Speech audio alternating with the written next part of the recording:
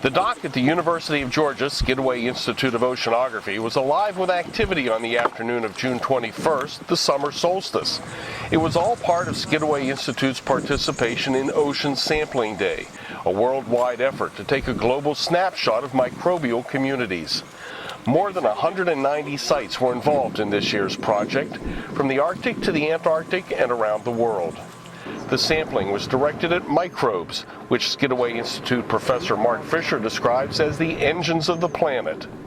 By a very large amount, microbes, the organisms, living organisms that are too small to see with the naked eye, dominate life in the ocean. They dominate life on our planet altogether by many, many, many orders of magnitude.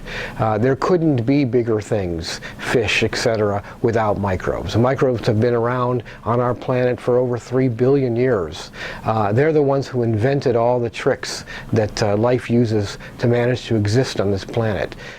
The scientists involved in the project all followed the same protocol to collect and process the water samples. The microbes were filtered out and sent to Germany, where they'll undergo DNA analysis to identify what kinds of microbes are present in each location. It'll tell us a lot of things, but probably the things that will be most interesting are the things that we haven't even imagined. But for example, we're going to learn from this synoptic sampling whether all microbes are everywhere or whether it's just whether they're endemic populations. So there's just some specific ones live only in one place but not in others. Those are two major competing hypotheses right now.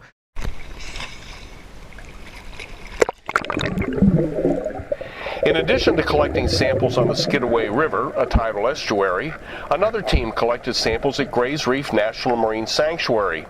Located approximately 20 miles offshore, Gray's Reef is a totally different kind of environment. We partnered with Gray's Reef, the National Marine Sanctuary that's run out of our campus. We went out there, we sent this team also on the boat.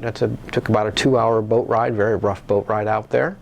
Got there exactly at high noon, the summer solstice, and we did exactly the same thing. We took our same kind of water bottle, we collected that water, we put it into containers, kept those temperature controlled, brought them back to our lab, took a little longer than the dock, and did exactly the same thing with those samples. Fisher says once a year is not enough. More projects of this type are needed to track microbial populations over time. I think those are going to give us real clues as to how our living systems are going to respond to all sorts of changes in dynamics in the system. Climate change, more impact from us, from humans.